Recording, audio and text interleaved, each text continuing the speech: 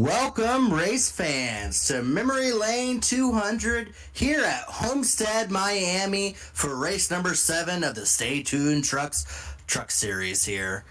Welcome, this is Gerald Campbell, your announcer for tonight, bringing you these wonderful shots from Miami. While the sun is setting here, the trucks are ready to grid. Qualifying has just wrapped up. I'm going to give it over to David Huckleberry bringing these wonderful shots here, and we'll be able to get going green here just shortly.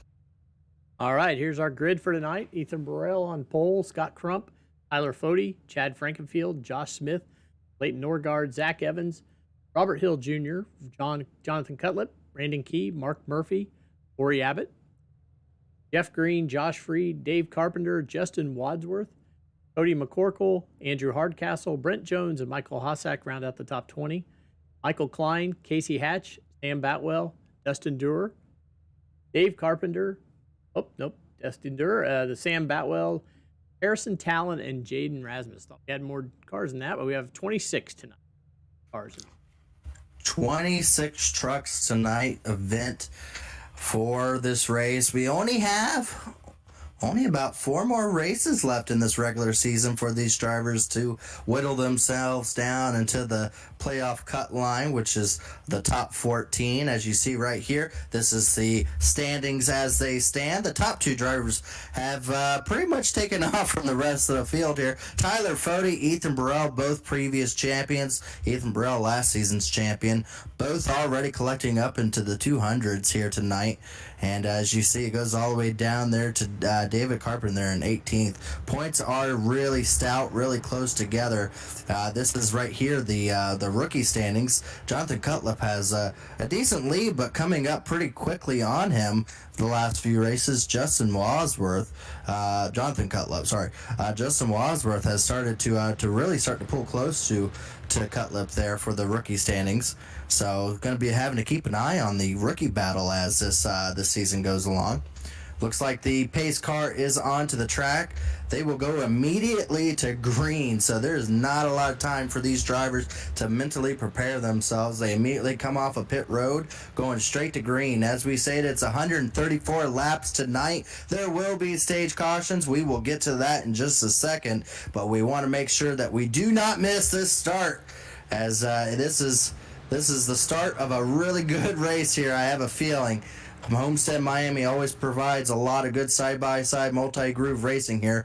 The pace car is off. The sun is setting. The stage is set. The racing is underway, where the racing gets good and the good gets racing here in the Stay Tuned Truck Series. Ethan Burrell able to get out to just about a door-length lead over Scott Crump. Scott Crump doing a really good job of being right there tucked up underneath him. Now has decided to get behind him. Ooh, Ethan Burrell get a little bit loose. Now here's Scott Crump on the outside looking to try to figure out a way around him. And he ducks to the inside. Going into turn 3, Scott Crump now trying to force his way underneath Ethan Burrell. Not able to do so, but gets a good run coming out of the turn. But Ethan Burrell able to hold his speed up high, able to clear himself. And that was lap 1, and the excitement is already underway. The top 3 trucks are now distancing themselves from the rest of the field. And what a top 3 it is. All the top 3 drivers are in the top 3 of the top of the standings. So the cream has risen quickly here, as these 3 drivers are really pushing hard in this early run. Scott Crump once again trying to take a look underneath Ethan Burrell. Oh, they make contact! Ethan Burrell into the outside wall. Ethan Burrell, hard contact. That's going to be a lot of damage with him into the outside wall. Scott Crump and Ethan Burrell ran out of room. Contact was made, and the victor in all that will be Fody, as he will jump to the lead. Ethan Burrell has already dropped back down, I believe, into the 9th position across the line. It's gone back even further from there. Still battling. Scott Crump is not going to let that deter him from trying to take the lead here, as now he will look underneath Fody for the lead once again. Fody a little bit wary as he saw what happened the last lap. Takes a little bit higher groove. This time at the line, Scott Crump will lead his first laps of the race at lap 4, as the battling for the lead has not given up. It looks like Fody has just relented it over to Scott Crump. Now will be about a couple trunk links from Scott Crump. So Scott Crump now in the front of the field. as battling is throughout the field, but we had so much going on at the front that we missed a lot of that going on a little bit further back. You see there with Zach Evans losing over the position of 10th place over to Mark Murphy. Now it goes up a little bit higher, and now here comes Jeff Green trying to make the move to get 11th place from Zach Evans. Mark Murphy just now entering into the top 10. Side by side there for 11th.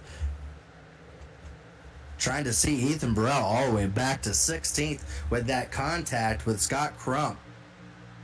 Already 5 laps in, and we've had a ton going on here. As Jeff Green able to clear himself, now we'll try to take set to try to get into the top 10 for Do Good Motorsports. Drivers were talking earlier that they had a feeling that this was going to be a long groove running racetrack, that they were going to have to get kind of mentally prepared for long runs. We spoke to, I believe, a driver back there, trying to see where he's running at right now. That Michael Klein back there in the 21st position. I spoke to him earlier about kind of what he had planned for the night. What was the strats as far as how to get around here on these long runs? So for tonight, I'm kind of expecting it to go green for a lot of the race. Just the way this track is, there's a lot of room, and it's kind of like one of your regular cookie cutter tracks, so I don't feel like we're going to have any issues with lots of cautions. And so really my goal for tonight is just to see how well we can do in qualifying and just kind of try to play it safe throughout the race, you know, manage my tires well, and then see where we end up when maybe the cautions do come out, see how we can fall in with the pit cycle, and see how that's going to help us toward our goal of hopefully getting this win. So that was Michael Klein giving us kind of an insight of how he plans on running tonight. He's right now trying to run that outside lane, making a few positions up there. Looks like that's Corey Abbott. He just worked his way into the top 5, making a move on Brandon Key. Brandon Key, the last few races here, has done a fantastic job of being able to really work his way up towards the front in the middle part of this season. Has been running very, very well so far. Has gotten a couple top 10s, trying to work his way up the point standings here as we get closer to that cutoff line. As you see right there, Corey Abbott able to get around Brandon Key there for the 4th position. Now Wadsworth, one of the drivers we spoke earlier about, one of the rookie drivers making some headway in the rookie standings, now trying to figure out a way to get around Key. Oh, Key ducked down right in front of him. Oh, kind of closed the door on the 19 there, and that will end up allowing the 19 to check up a little bit. And here comes his rookie battle contender, the 11 of Cutlip. So both those drivers right there are close together in the point standing in the rookies as well as on track. All these drivers are racing hard inside the top 10. Now the 19 of Wadsworth taking the outside lane around Brandon Key, able to clear him. So now Brandon Key in the last few laps seems to have lost a couple positions. Is going to try to see if he can cut the tides there, but no. Here comes the 11 truck of Cutlip now underneath Brandon Key to try to take away that 6th position from him. So Brandon Key in the last few laps has lost about 3 positions here, all within about 3 laps. So Brandon Key may be trying to either save or has already burnt up a little bit of his tires.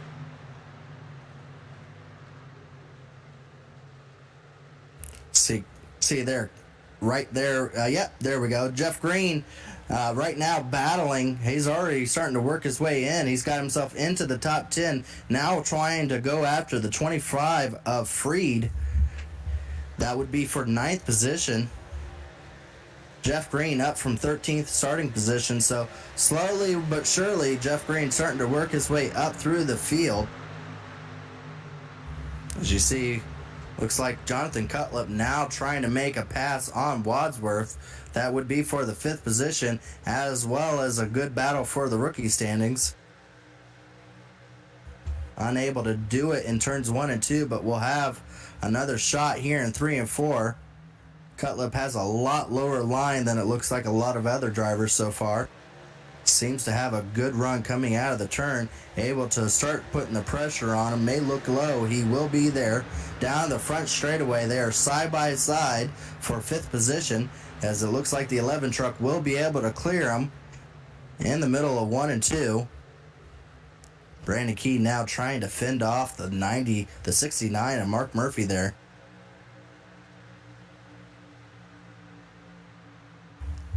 Looks like we have a co-commentary just joining us here. Chris Wright, you got us, Chris? So far, you've missed a lot, even though it's 14 laps in. We saw contact up front early on here with Scott Crump and Ethan Burrell. Ethan Burrell dropped back to 15th position. The battle has been heated here all throughout the field, but a lot of the drivers were stating that they feel like it's going to lead to a green flag. We are starting to see it spaced out. You know this track pretty well here at Homestead. It provides a lot of good racing, wouldn't you say?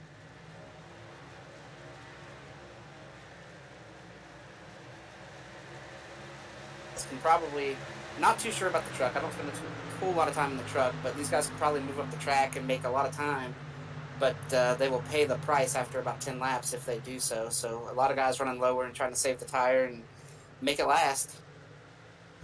Well, I spoke to Ethan Burrell earlier. I got a little bit of an interview with him, kind of almost foreshadowing this event here. I had spoken to Ethan Burrell, who's running back in 15th position, as far as the difficulties now that the past champions are back in it, and how grateful he is that he's able to get back into running for another championship, since this is the first year that previous champions are allowed back in. This is what Ethan Burrell had to say. Oh yeah, I like it. It really benefits guys like me. I love running this series. Always loved driving the trucks and battling it out on these Sunday nights. And I would have hated to not be able to compete for points in the series anymore. So I am all for it. I love it. I think it's good for competition. A lot of the newer guys, they got experienced guys to bounce their racing off of, and I think it's all in all a good thing.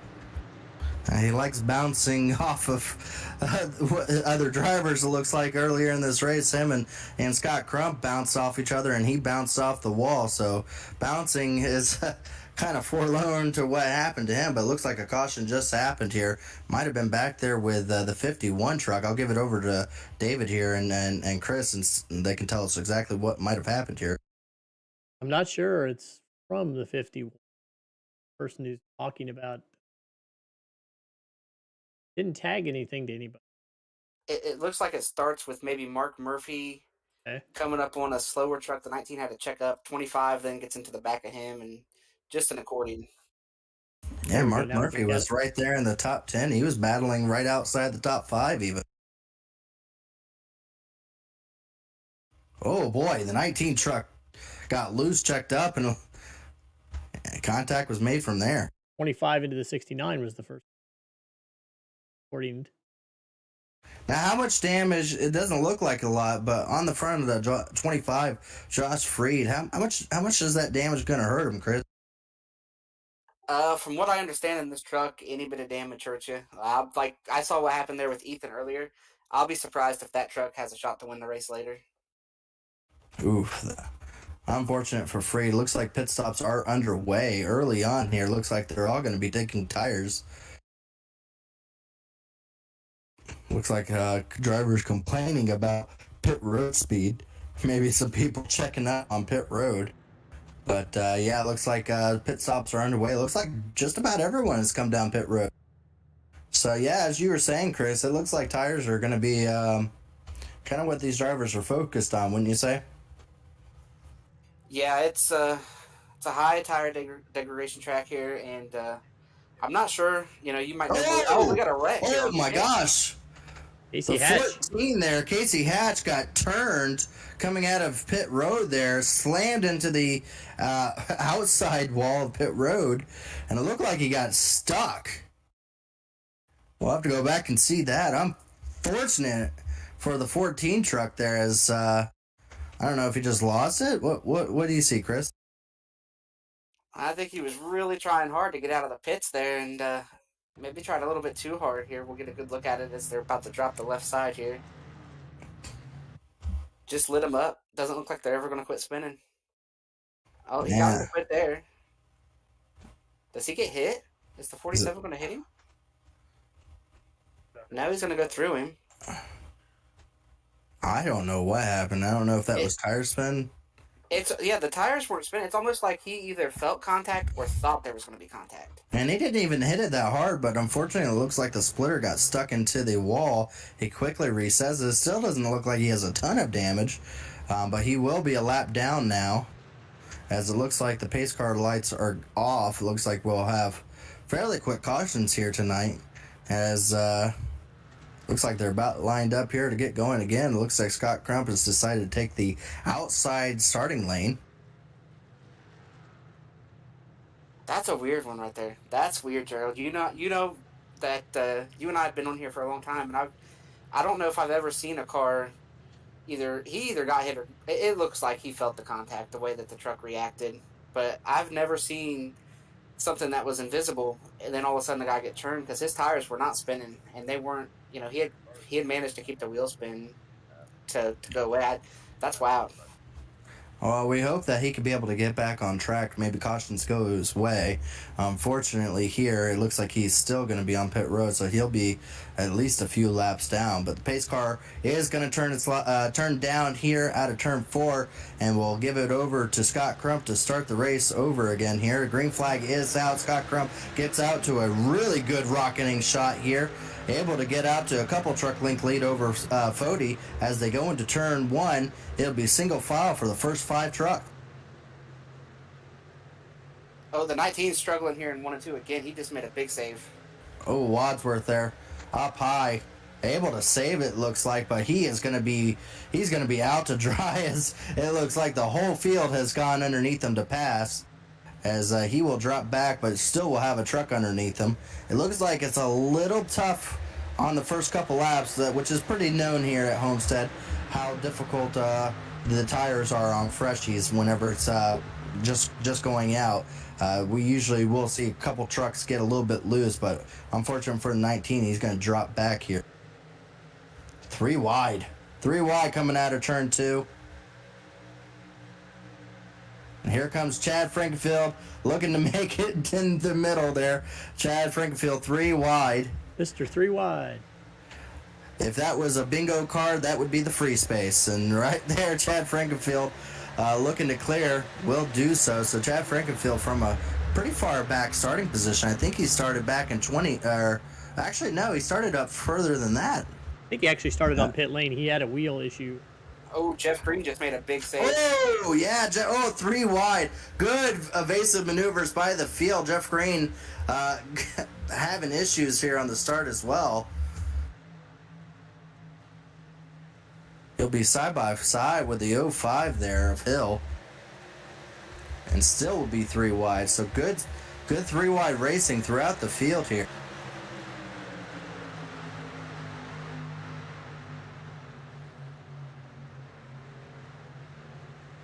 That was a couple really, really great saves there. Both those trucks, Jeff Green and that 19 on the restart, were completely sideways. Well, let's see if Dave can bring up our stages for tonight. We will have a few of them, I believe. I think 2. So at the end of lap 30 and the end of lap 60 will be stage ends, but there will not be yellows. Ooh, you see Sam Batwell make a good maneuver there. There will not be any yellows for the stages, but there will be a points awarded out for the top 10 drivers in those running orders. As you see, Sam Batwell making very aggressive maneuvers here, able to get underneath the 71 there.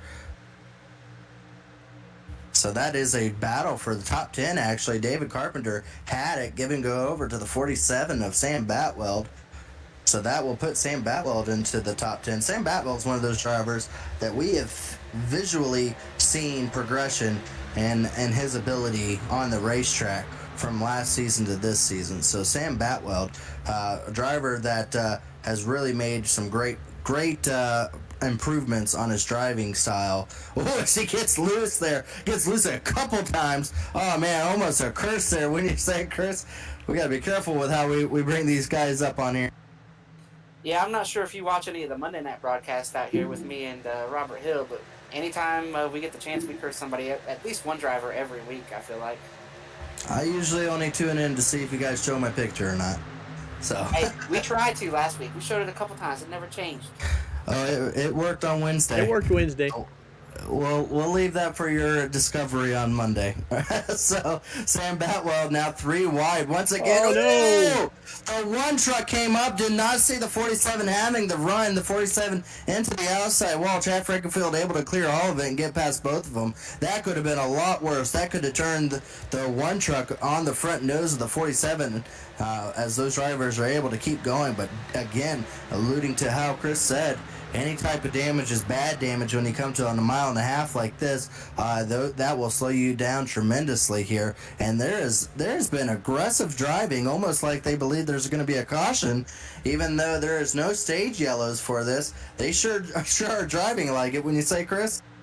Oh yeah, and the battle is going to be right around Chad there. He's in 10th. That's, I'm guessing, where the stage points are going to start and stop. So Chad, Andrew Hardcastle, Josh Smith, Jaden, those guys back in there are the guys that are probably going to be making the most aggressive moves. Yeah, as you say, aggressive moves. Here comes Chad Frankenfield to the inside there of Hardcastle, able to make that position made there for the 9th position. So Chad Frankenfield right around 5.5 seconds back from our leaders. Scott Crump still with only a couple truck length lead. The front two have been pretty impressive up here. We're going to we'll wait until around the next time lap, but we've gotten a talk to Scott Crump. I kind of figured with how practice was going and the speeds that they were making that the top 4 drivers in points were all going to be very, very fast here. And from what Scott Crump was saying, it's all about the smoothness. So we're going to see if we can do a onboard here of Scott Crump as he comes back around. And we'll hear from Scott Crump as far as how he handles these turns. One of the biggest things is to carry a lot of speed down the straightaways. Turn down, want to be nice and smooth, about 3/4 throttle. Come off the corner, you don't want to be sliding the tires. You slide the tires, you get loose. Very important carrying the speed on the straightaways here. Just a little bit of brake is all I use. Get down to the white line, about half throttle and 3/4 throttle. So I got middle way off and then run it off the corner. And it's pretty much a lap. So there you go, Chris. If you didn't know how to run the trucks here, that's how you run the trucks here from a guy out front leading it. So can't get any better advice from that, could you?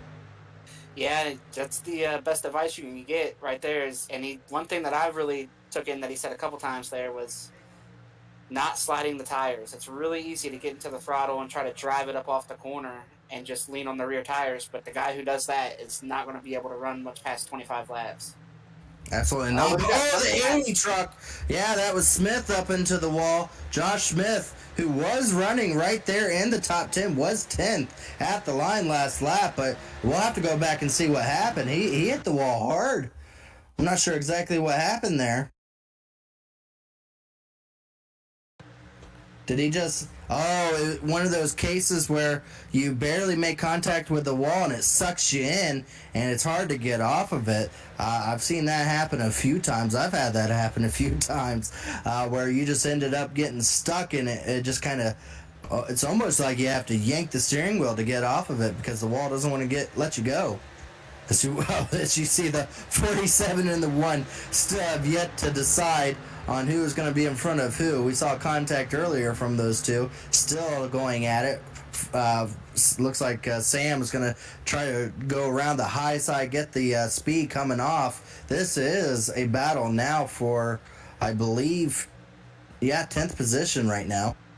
So Sam Batwell able to get it, but I don't think it's going to be settled for because I think you're going to use more tires up on the high side, Chris.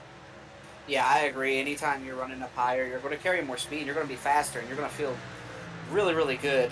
If the truck is anything like anything else around here, like the Cup car, the Xfinity car, I know it's got a little bit less power, so it might work a little better in the truck, but the higher you run, the more banking you're running in, and the more banking, the faster you're going, and the more throttle you're able to carry. It's all in turn wears out the tires a little bit quicker.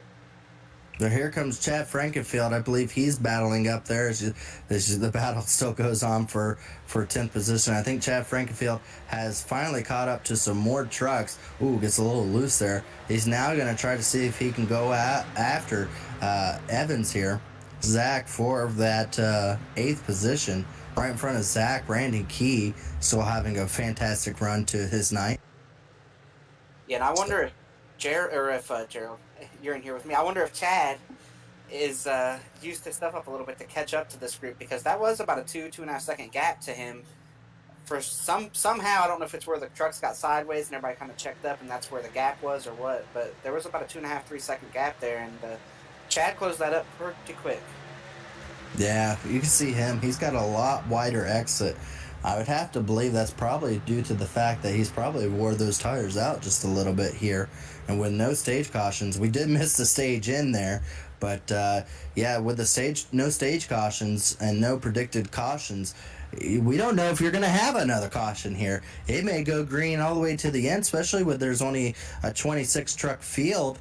The chances of us going green are a lot higher than if we had a lot bigger car count. But we'll have to see if Chad Frankenfield is going to be able to still have an easy time of working through the field now that his tires have burned up. But burned up has not been for this battle for 10th position. It has not gone away. Sam Batweld, to his credit, is sticking to that outside lane no matter what people say, no matter if everyone else is running around on that bottom. Sam Batweld has been stuck to the high side there, and that battle for 10th has not gone away. If anything, it's heated up more because we have a few other trucks starting to get involved in it. David Carpenter and Andrew Hardcastle. Oh, the 47 into the wall.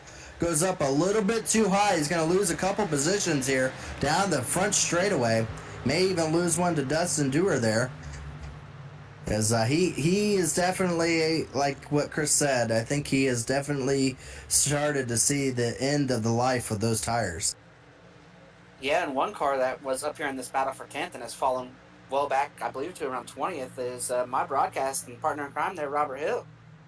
He's falling back there in that Huck machine. I don't know if they need more sponsorship dollars to run a little better or what the deal is. He's got what he's got.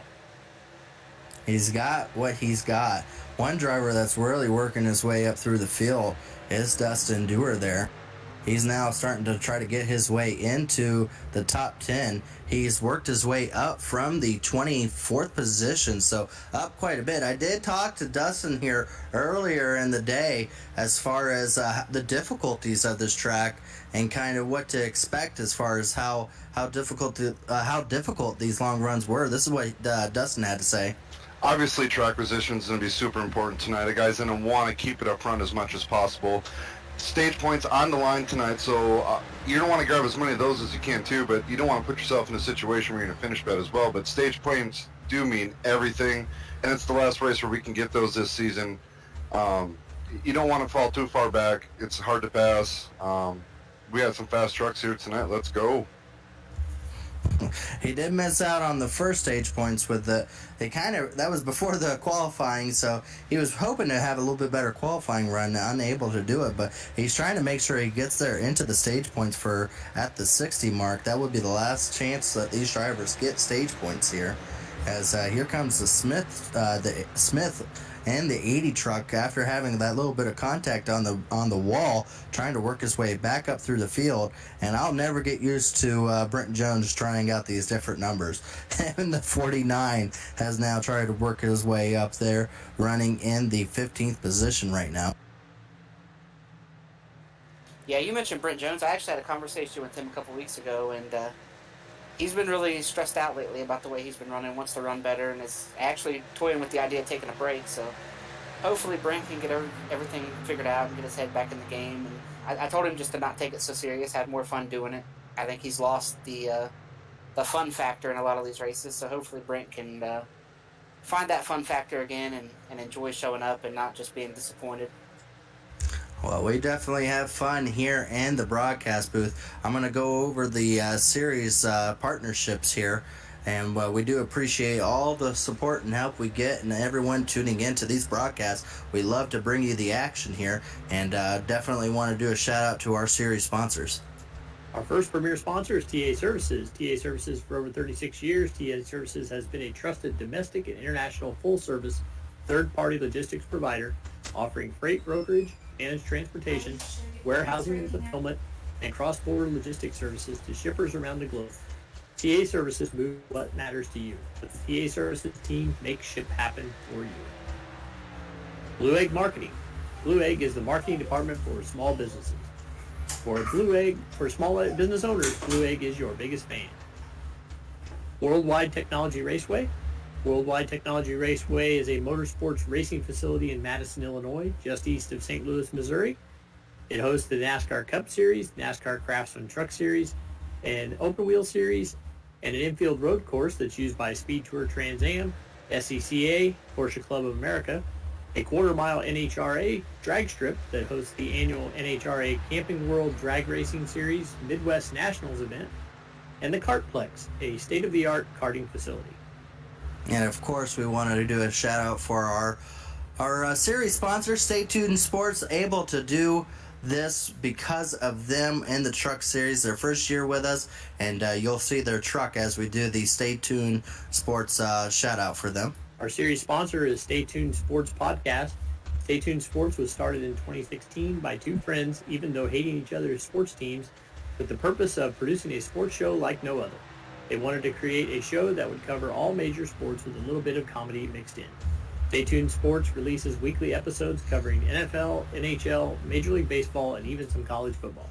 So if you're looking for some hot takes mixed in with some good ball busting, then this is the show for you. Stay Tuned Sports, your home for sports nonsense. Of course, it makes it easier to be able to do sponsor shout-outs when your driver's out front leading it. So, good run for Scott Crump. And, of course, for our race sponsor here, our Memory Lanes, we also have a shout-out for them as well, as I believe it's Big Ball Walter's retirement season here. Memory Lanes is the heart of Athens, Wisconsin. A historic building with modern-day touch. A place where young and old come together. What truly gives Memory Lanes its character, though, is owner and operator Randy Big Balls Walters. And as Randy heads into retirement, we want to thank him for all the support and wish him many happy days. Well, that's Harrison Talon on pit road right now. I believe he might be calling it done. I don't think he's heading back on track. But right now, how about we do a race rundown here, Chris, and we'll do our top 10. I'll do the top 5, and you can do 6th through 10th. How's that sound? Hey, that sounds great, but I'm not sure if he's pulling over or not. We are within about 20 laps of the next pit stop. He might be trying to just short pit and maybe catch a caution inside of pit stops. Maybe. He had quite a bit of side damage from, looks like, contact earlier on. But up front here, Scott Crump starting to get out to a little bit of a distance here. Had a little bit of contact earlier on, but having a good run up front. Fody right now running second, trying to extend his lead on Ethan Burrell for the regular season championship.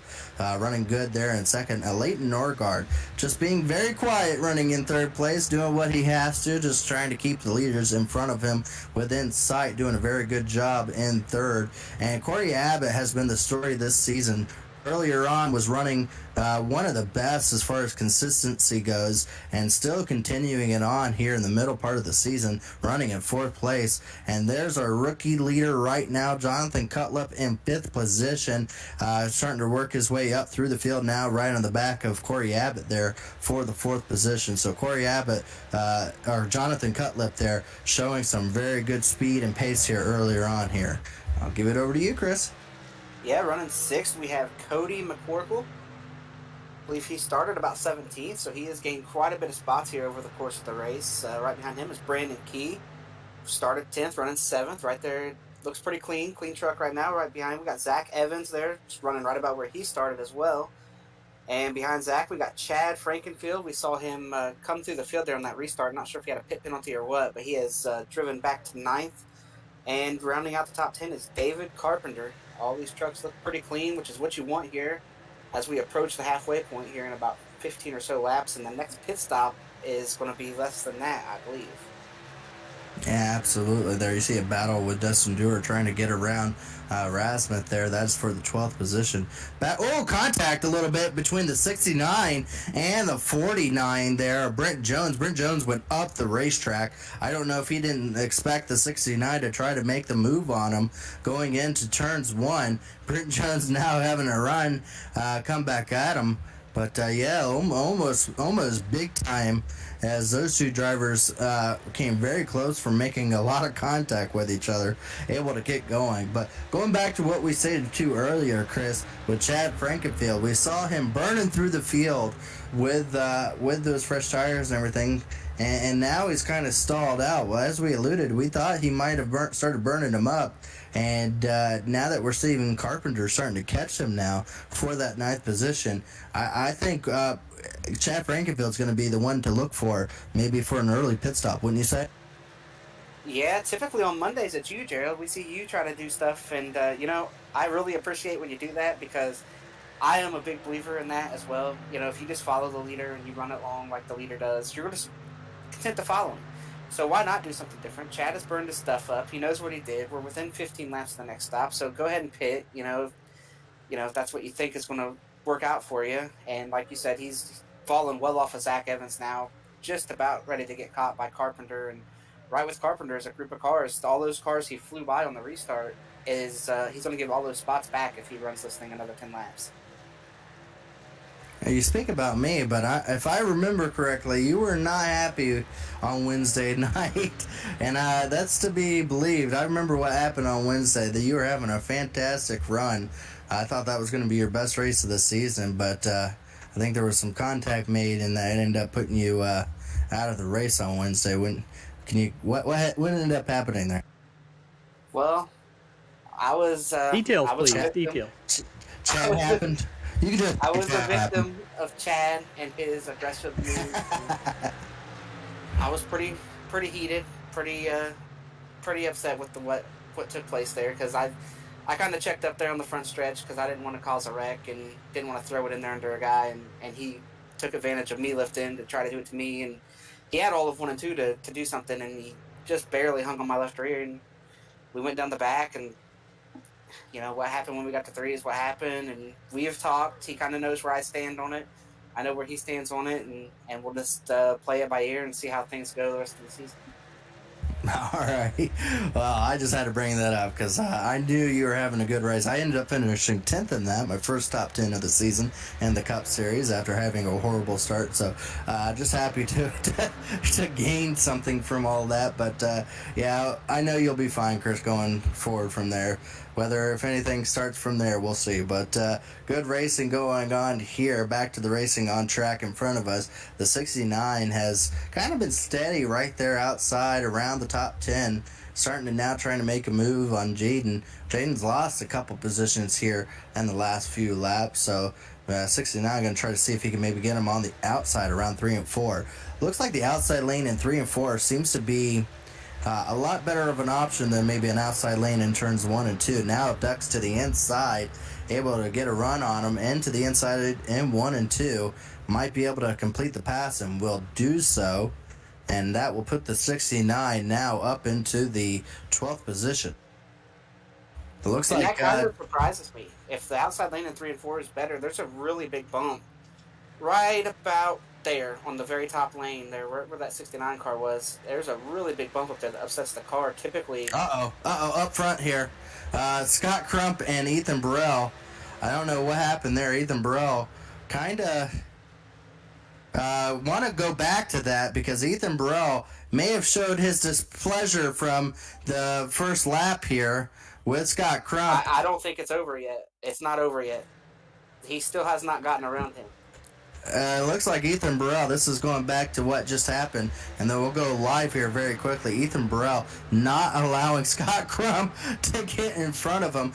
Go back live here because it is not done. It is about to heat up here in the front. Ethan Burrell still blocking Scott Crump in the lead, has now lost his about a half-second advantage over Fody. Fody is right behind him. And Ethan Burrell not happy about what happened earlier in the race here. You missed it, Chris, but Ethan Burrell and Scott Crump. Scott Crump took an inside dive on Ethan Burrell coming out of turn 4. They ended up making contact. That ended up sending the 37 into the outside wall, while the 90 was able to keep going without any damage. And I think the 37 is kind of doing like what we've seen in real life with maybe Chase Elliott, just kind of running the line away from Scott Crump here. Well, with all that damage he got earlier, maybe it is hard to hold the steering wheel. This is just part of it. If you're going to make an aggressive move and get into somebody, like you were talking about with me and Chad, it's not like Chad meant to wreck me. It's not like Scott meant to wreck Ethan here. But when you make those moves, you're kind of saying, I don't want to wreck you, but if you wreck, that's okay with me. And so you kind of got to... You're paying the price for that on the back end, and we'll see what happens moving forward here. Yeah, right now, the 90 truck kind of losing his... he's been missing the white line. When he stated how he gets around here, it was all cool, calm, and collective, able to really kind of concentrate on his line. And when you had the front, you were able to do that. He's been focusing on that white line, but the last few laps with Ethan Burrell kind of getting into his wake there has made the 90 truck, Scott Crump, really start to kind of get out of sync a little bit here and been missing the bottom. And again, it's still going on up front. Pit stops are going on, but I do not want to turn away for a second here, as Scott Crump essentially has met a wall, and his name is Ethan Burrell up here. Yeah, I think he's kind of moved off of worrying about the white line and started worrying about that white truck. Yeah, absolutely. I mean, to Ethan Burrell's, credit, I mean, he's kind of staying in front of him right now. I don't know if he has new tires. Maybe we can check on that, but he's right there in front of him, even with all the damage on his truck. Scott Crump really has not, in the last few laps, been able to get around him. His tires would be 21 laps newer. What happened here is he's tried to pass him twice, and he was about to get wrecked both times. So I think he just is sitting there, and if you look, Fode's there. It's also let Cutlip get there. Corey Abbott. Everybody's closing up because the 90 can't get around the 37. He's tried, and he's worried about getting wrecked. Well, now that we looked at it, Ethan Burrell's already 1 lap down. This would be putting him 2 laps down. Has around 20 lap newer tires. Still has a lot of damage. Would normally, probably without any damage, have taken off from Scott Crump, but it's kind of leveled the playing field with the about 20 lap newer tires over Scott Crump. But this is kind of what it's forced on Scott Crump. He's going to run the bottom. You're on board the back of the 37, as you can see. I mean, Ethan Burrell's just kind of... if Chase Elliott didn't get penalized for doing this, I don't know how you can penalize Ethan Burrell for it. I'm sure he's getting plenty of move over flags thrown his way, but I don't think he's looking at that corner of the screen right now. Yeah, now as a driver, I might have had a little bit of a problem with the blocking, but right now he's just running the lane. He's giving Scott all the room in the world, and Scott can't get it done, so this is no issue. Battle for second here. Looks like Jonathan Cutlip able to get underneath Fode here. Going into turns 3 and 4. Oh boy! Scott Crump really did not give any warning that he was pitting, and just absolutely came very close from the 11, just taking him out there. The 90 truck deciding that he is done playing any games with him, and has went down pit road. Now I have to believe Jonathan Cutlip has gotten around Fode, his teammates, with Ethan Burrell. I don't think the 11 truck is going to have any difficulties getting around the 37. As here comes the 12. That blocking really affected Fode too, because it kind of made Fode check up, and now he's getting kind of eaten up out there. I think the 12 is actually... Yeah, he already pitted, so he's getting his lap I'm back. sorry, he's getting put back on the lead lap here once he gets around the 11, but he's still, the 40 truck has dropped down some time frames here and allowed other drivers to start catching up, but we're not seeing all of that. The 2 leaders right here, they've got to be coming this time, I believe. They might could go one more, but I think this time. There's only about 3 or 4 trucks that are still on the field, or on the track right now. That would be Jonathan Cutlip, Fode, Robert Hill, and I believe That's it, actually. I think everyone else has already come down to pit, so there's only 3 trucks that are still out there on their tires, and I believe there's only one driver that's gotten around all of them. That's Leighton Norgard from pitting about 6 laps earlier than Crump. So we'll probably see Crump here starting to make a move around the leader to put himself back onto the lead lap. So a lot of pit cycling, a lot of strategy being played out here. And yeah, you're right, Chris. I do believe these leaders are going to have to start to pit here as we see Fody now starting to duck down pit road. Cutlip's still out here, though. Going a little further than I thought they could right here. Not sure how much further Cutlip can go, but if maybe he can run 5 or 6 more, he might be able to go to the end. I don't understand that he can run that much further than everybody else, so I'll be surprised if he can make it that far. I mean, it's got to be close on being able to make it on one pit stop, wouldn't you believe? I mean, we're going to have, coming back around here, around 63 laps to go to the end. Man, it's close. Maybe the 11 car. I don't think so. You know, they pitted on what, lap 19 or 20 when that caution came out? Yeah, around, I believe it was around 19. 18. So they should be only able to go around 50 laps or so. And that's about where we are. Well, Robert Hill's now pitting, so that will leave only one driver on the racetrack. That would be Jonathan Cutlip here. Well, this is definitely shaking everything up as it looks like Scott Crump, with the new tires, is going to take the outside lane with plenty of room between him and Ethan Burrell and able to clear Ethan Burrell. The leader's on pit road now. Nobody's going to the end right there with that pit stop. Yeah, you're correct. They'll all have to pit at least one time. Now the question is does the 11 take fuel only on a situation like that? Since he'll only have approximately about 10 laps to go on his fuel. So there's still a lot left to play out as far as strategy goes. But right now that will transfer the lead over to Leighton Norgard, who was running there in the top 5 for the entire race. Now finds himself about 3 seconds in front of Scott Crump. Now, I do believe Scott Crump will catch him fairly quickly with his fresher tires, but that does cycle the 12 out to the front for the first time in this event.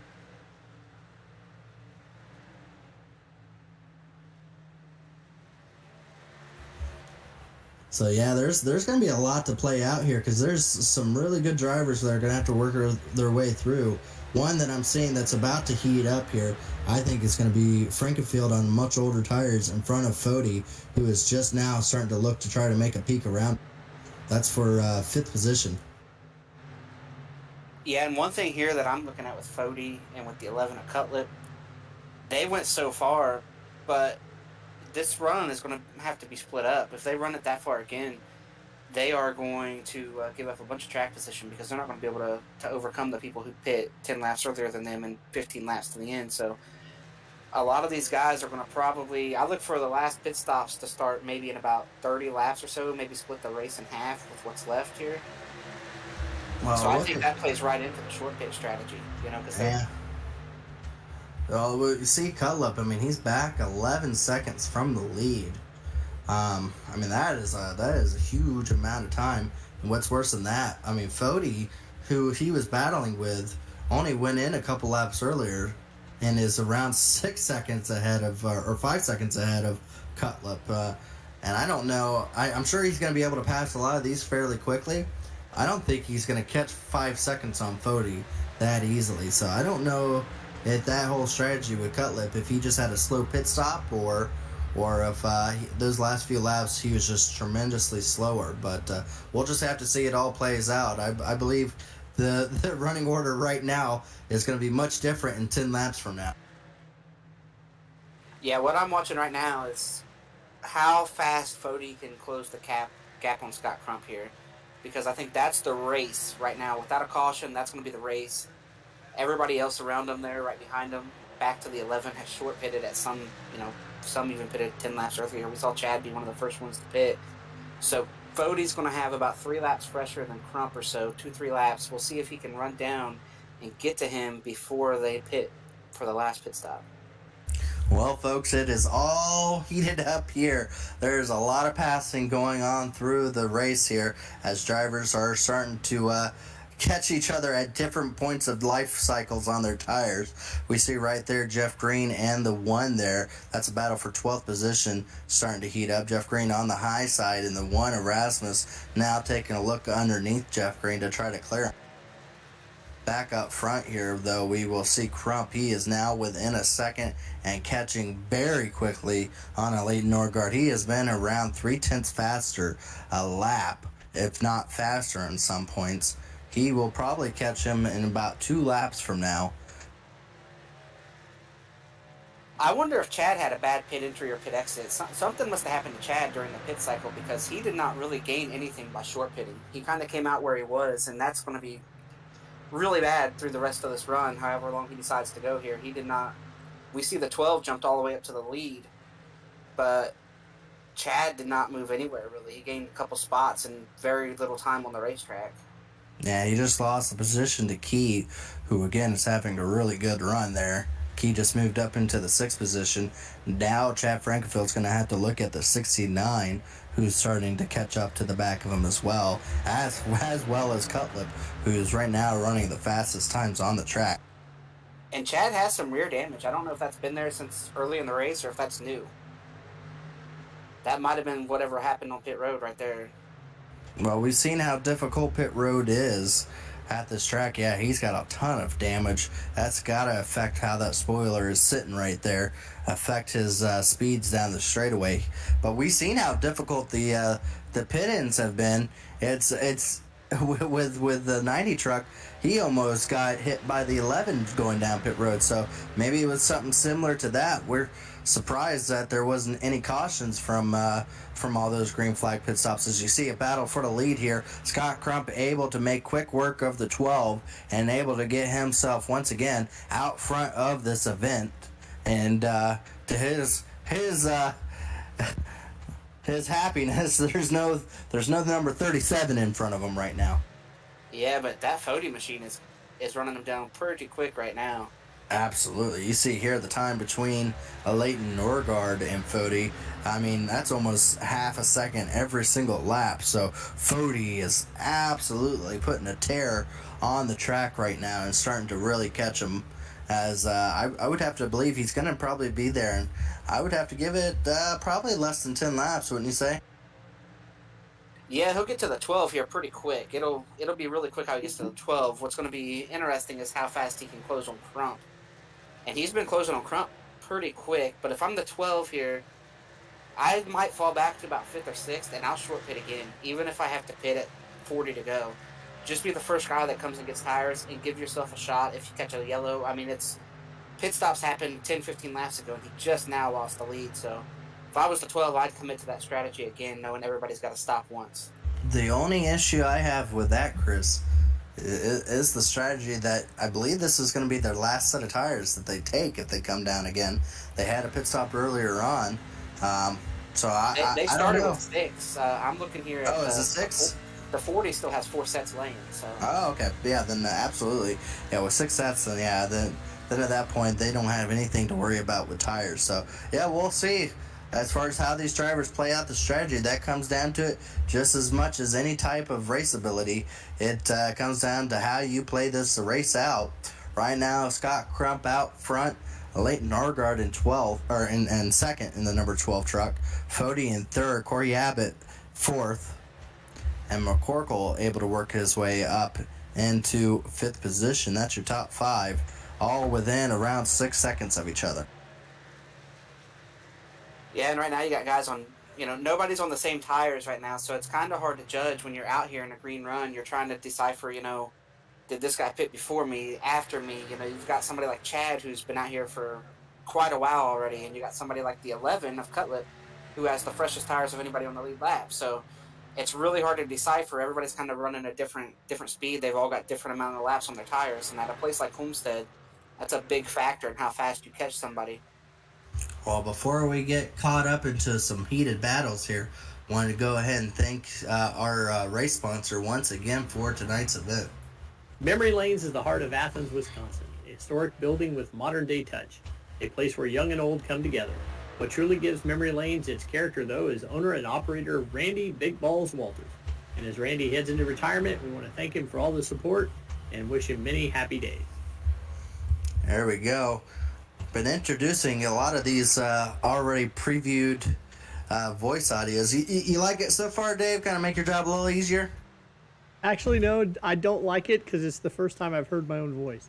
So, Oh well! Oh come on, Dave! You don't watch these back and and say how good you did on some of these recordings. not my part. Watch everybody else's. Oh, Hey, we got to do no, our. This would be a good time to do our TA services ad for. Absolutely.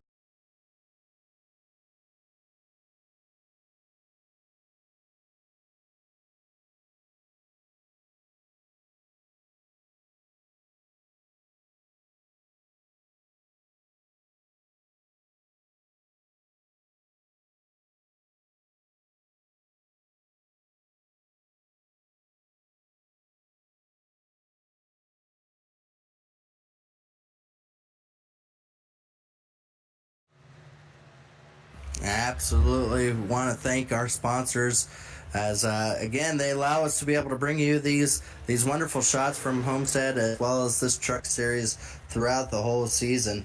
As you see right now, the battle for, I believe that's 9th position, has been underway as Zach Evans able to make quick work of the 69, able to get himself up into the 9th position. One of those drivers that pitted a little bit later with his fresher tires, starting to make a little bit of ground. Next driver in front of him will be Chad Frankenfield, only about 2 seconds up the way from him.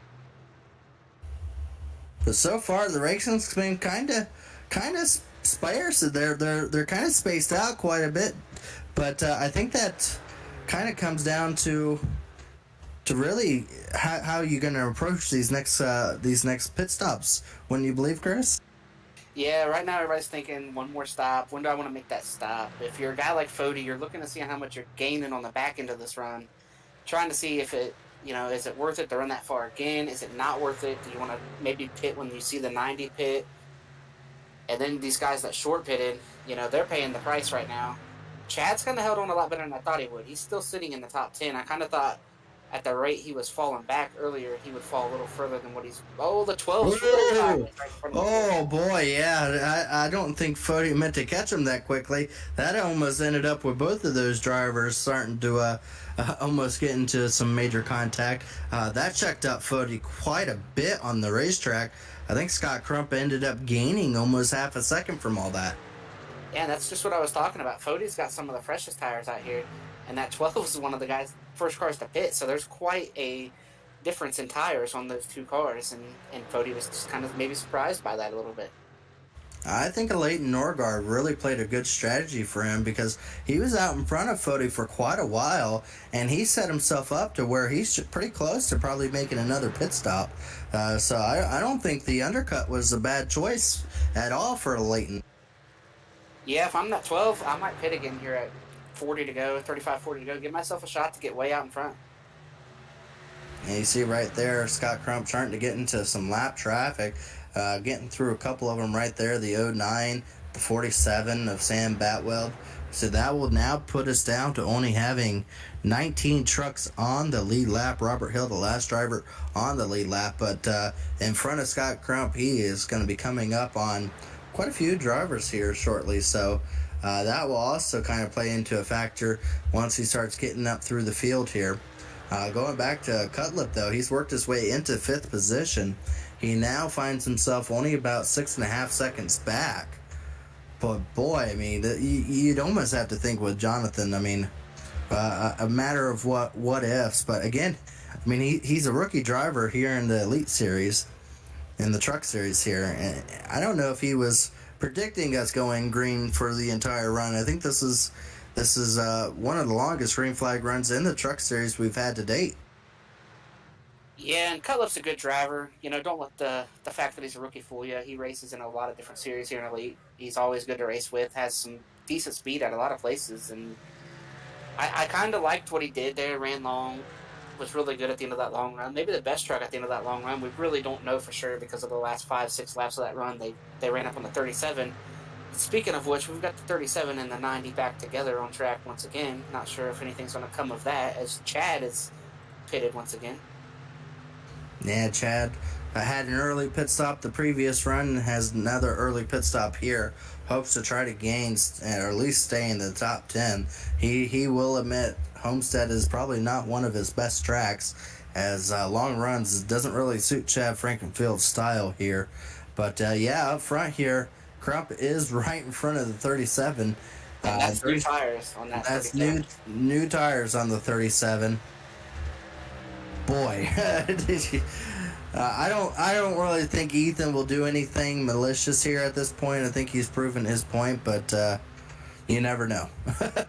Well, it looks like he's still struggling a little bit on the straightaway with all that damage, but man, oh man, can he out-corner that 90 with those fresh tires. Yeah. I mean, this might help the 90. I mean, he might be giving him a push down the straightaways a little bit with some drafting, but yeah, Fody is starting to... again, I think the 90, when anytime the 37's around him right now, we've been watching him the last couple laps, he just doesn't look as consistent as when he's not around him.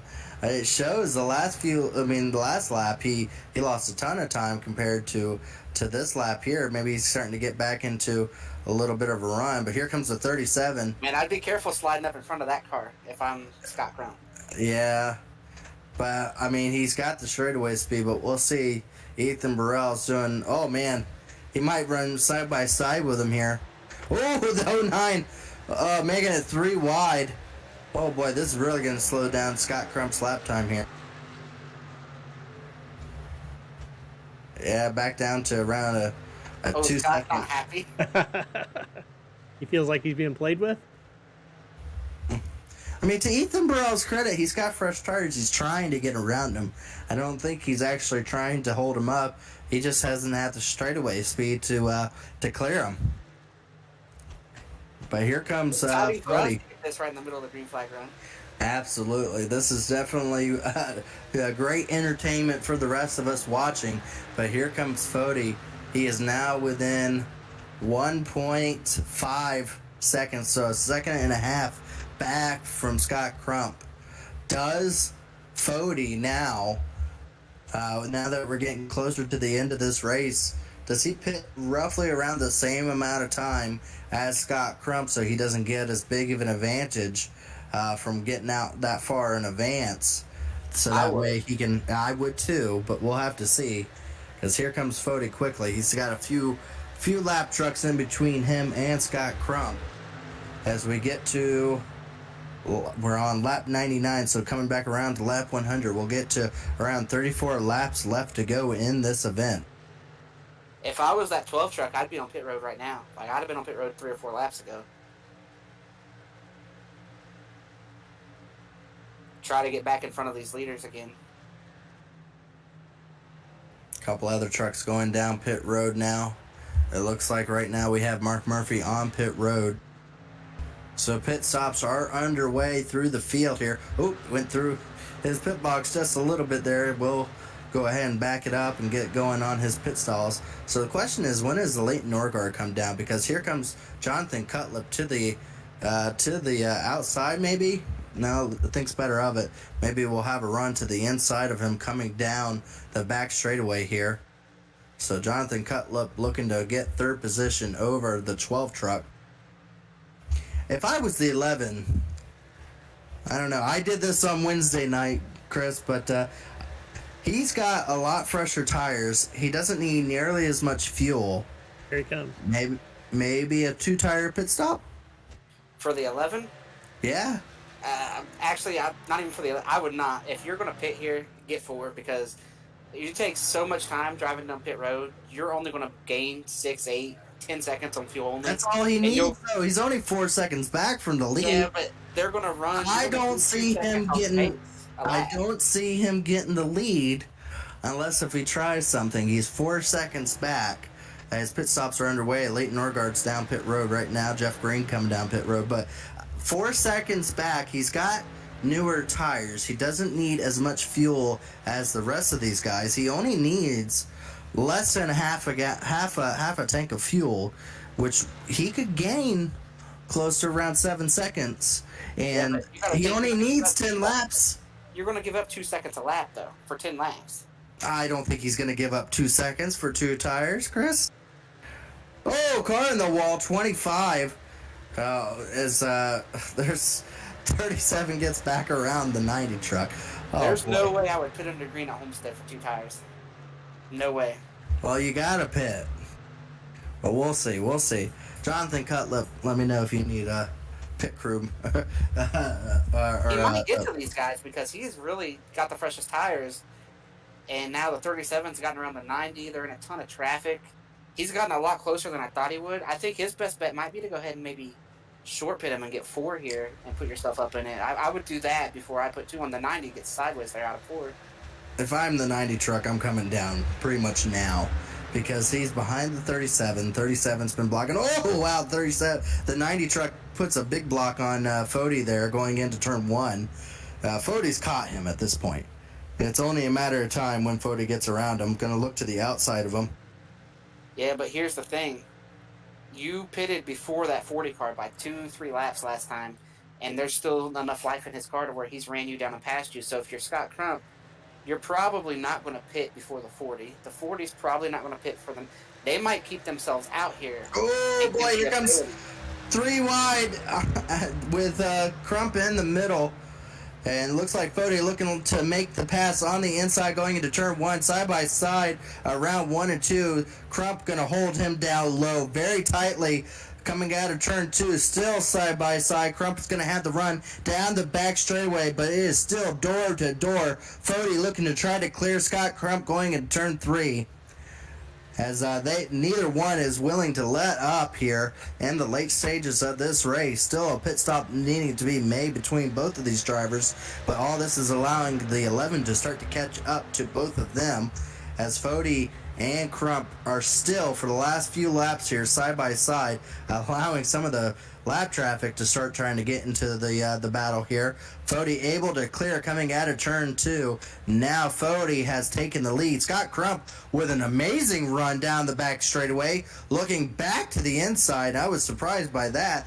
He looked like he had about 5 miles per hour faster down the back straightaway, able to get side by side once again, but in reverse order. Fody to the outside, Scott Crump to the inside. At the line, it is Fody, only by 0.02 of a second, as here we come to less than 30 laps left to go, only around 26 laps left. Fody really putting the squeeze on him, pushed him all the way down to that white line. He saw the back end come around on the 90 truck. Now the question is, when do these guys decide to take on their last set? Fody got about a couple truck length lead, and it looks like the 90 truck is coming down pit road now. Hard on the brakes coming down. So Scott Crump is down pit road here. He has to be perfect. He has to get into his pit stall just correct to get the optimal amount of time on pit road to gain it, to get that lead back from Fody. Now the question is, when does Fody come down pit road? Zach Evans, also another driver on pit road. I believe there's only 2 drivers that have yet to pit. That's Fody and Cutlet. Robert Hill. And Robert Hill. I believe Robert Hill's a lap down, though. Yeah, Robert's probably going to stay out and just try to catch a caution. 8th place. Yeah, Cutlip is down pit road. Only 1 driver has yet to pit. Now, Fody's on pit road now, too. So Fody and Cutlip have decided to pit right after Scott Crump, trying not to give him too much of an advantage. Now the question will be, will that 1 lap be enough for Scott Crump to be able to get back in front of Fody? But Scott Crump re-enters the track in front of traffic. Unfortunate for him, he's going to be blocked by some lap down trucks, as that will affect how fast he gets off of pit road. Coming down the front straightaway. Fody did a way better job getting the pit road than Crump did. Fody was completely sideways and just driving it down into the pit road. Well, here's the battle. Here they come. It's going to be close. Who's going to get it? Fody is about to re-enter. Scott Crump just came off of turn 2. Down the back straightaway, he's right in front of him. A couple truck links, but unfortunately for Scott Crump, that lap traffic played a big factor, as well as Fody had just an amazing pit stop there. They will be nose to nose, but unfortunately that will be very difficult now for Scott Crump with the older tire to make any kind of move on Fody, but he's going to try to stick with them. As here we come to 25 laps to go. The pit stops are done. This will be a race to the end. These two drivers are not actually in the front of the field just yet. They still have some drivers that they have to get back around. Ooh, Scott Crump right on the back bumper of Fody. As here they come up on a slower Chad Frankenfield. We're going to go 3 wide. Yes, it's 3 wide down the front straightaway. Chad Frankenfield in the middle. Fody trying to get it wrapped around the high side. Still 3 wide. Fody able to get around. Both of them split Chad Frankenfield. And a battle still heated up here right now for third. Oh boy, I think this is going to be a battle all the way to the end, Chris. Yeah, and the fact that Fody blended back with him is a huge W for Fody to be on a little bit fresher tire. Oh, so the 37 really put a squeezing on the 90 at the worst possible time. 90 trying to get a lot of speed throughout the turn, and he lost maybe about a truck length and a half having to tiptoe around the 90 truck. There's still Leighton Norgard out front with Corey Abbott up front there. But these two drivers are the running. 12's pretty far out there, too. We saw how long it took them to run him down the first time, about 15, 20 laps. Well, there's only 23 to go, and they've raced each other a little bit, so they've got to be using more tire this run. The only thing Leighton Norgard... Yeah, but it's going to be close. I think the only thing that Leighton Norgard wants to see is Scott Crump and Fody get to a big battle. Because both of those drivers know that they want to be the first driver to get through these slower trucks with older tires. And they're going to be battling because they don't want either one of them to get the advantage. The only thing that the 12 truck needs is for those two drivers to get into a tussle and lose time on him. Right now, they seem to be about 3 or 4 tenths faster the last lap here. And the 12 went further than I thought that he would have. You know, he went pretty far there. So I don't think that he has got quite a lot older tires. I believe it's within 5 laps of what they've got on their truck.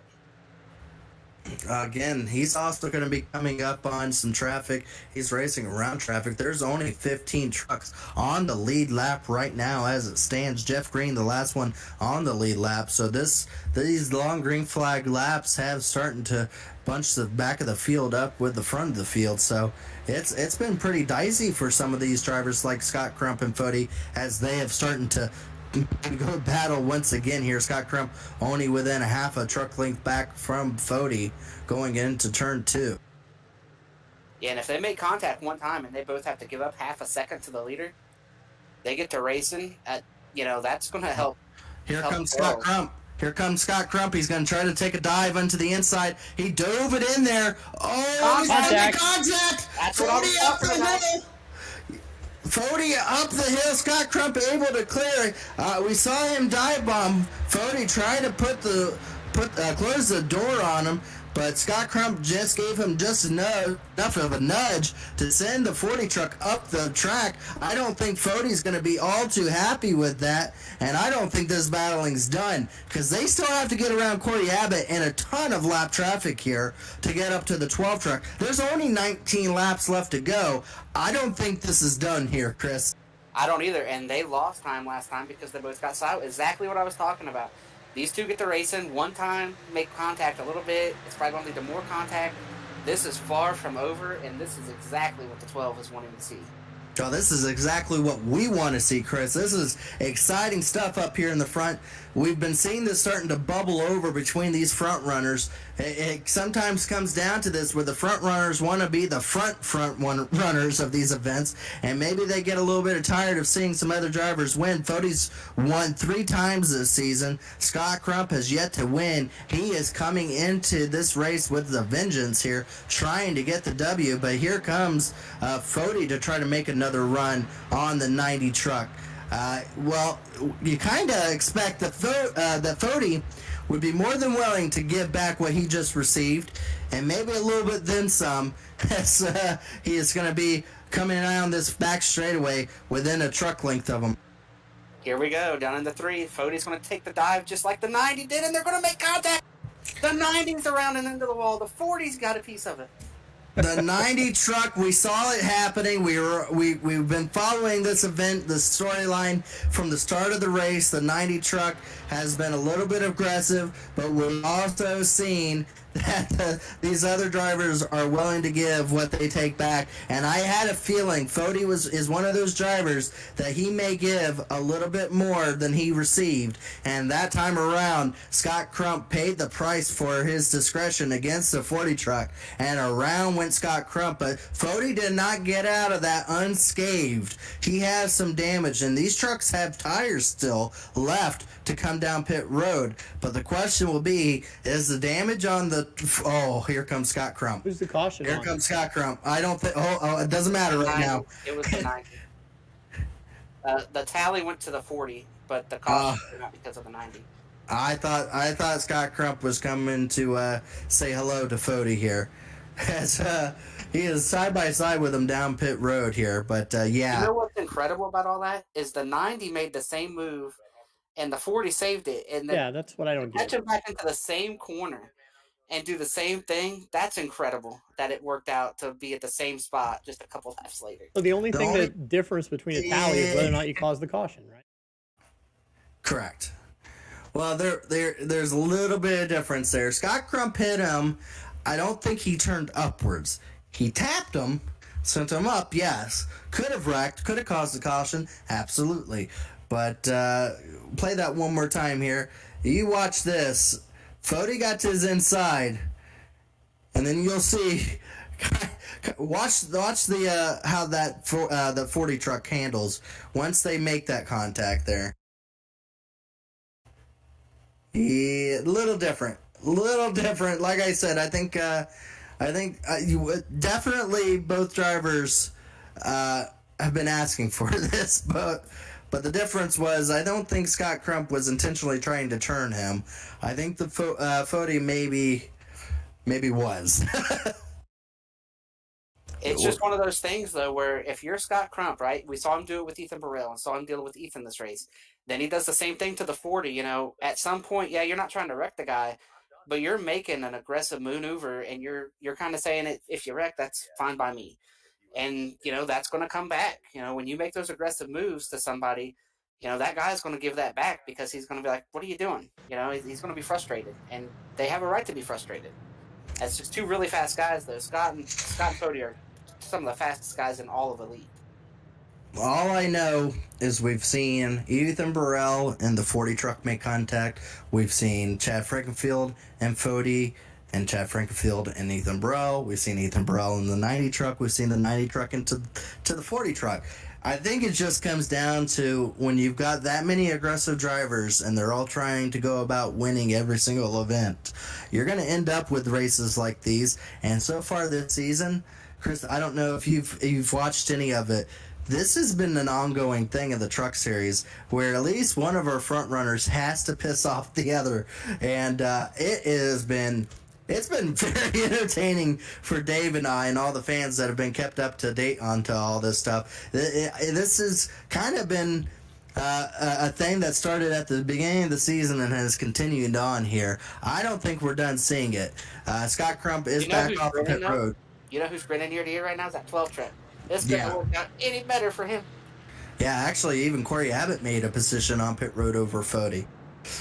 So Leighton Norgard will lead here, but Corey Abbott is going to be in second place with a really good... He's going to be up to date on tires. They're all going to be evened out. Oh, boy. But you got Chad Frankenfield up there. I don't think we're done seeing aggressive maneuvers here. Wouldn't you think so? Yeah, it'll be interesting. I'm very interested in what the 12 has done here, picking the top.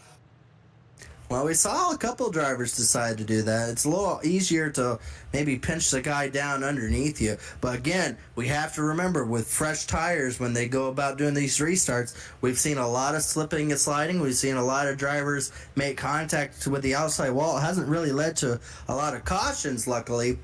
But whenever there's going to be coming down to 12 laps to go, I think that's all going to change here. This is going to be a slipping and sliding match between these drivers up front here, all trying to go at it. The pace car lights are off, and Chris, I am giddy to get this going. Oh no! Oh, just to add to it, I think they're going to extend the caution by 1 lap just to make us squirm even more. I would not want to put somebody underneath me because we've seen this race. The guy underneath you can just get down there and decide, you know what?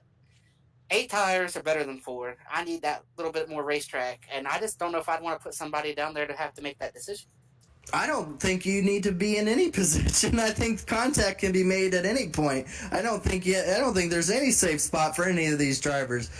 With a win on the line here, and some of these drivers have yet to win this season, or in elite in general. Blinka Elite Norgard's never won an elite, so drivers like him, I mean, why not? They're going to go as hard as they have to get this victory, and we've seen Frankenfield up there, Fody up there. Contact is not out of the question for them. Hey, Gerald? If it means that they can get a win here.